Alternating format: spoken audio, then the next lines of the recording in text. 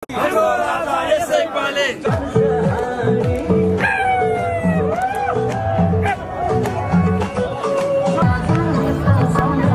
को लागि आउनु भयो? राजाको लागि। राजाको लागि आउनु भयो? श्रीमान ज्ञानेन्द्र विवेकको साथीको लागि।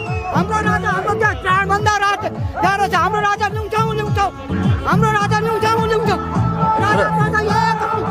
राजा भनेको हाम्रो बाउ आमा हो। नुङछौँ हाम्रो देश। राजा राजा राजा किन आउनु पर्छ? राजा किन आउने देशमा? जनताको लागि।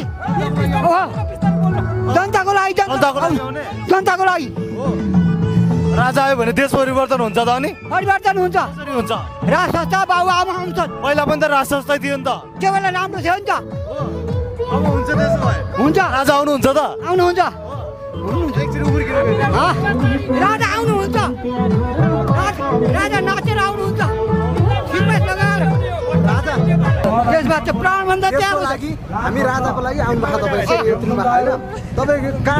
म त अहिले भन्दा 3 वर्ष अगाडि नै आएको थिएँ। पहिल्यैदेखि राजा आउनुपर्छ देश बचाउनुपर्छ भनेर लागेको थिएँ।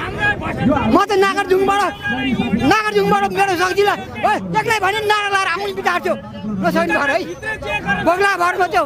न त नागरजुङबाट नारा लगाएर राजाले साथसाथै आउने विचार थियो मेरो।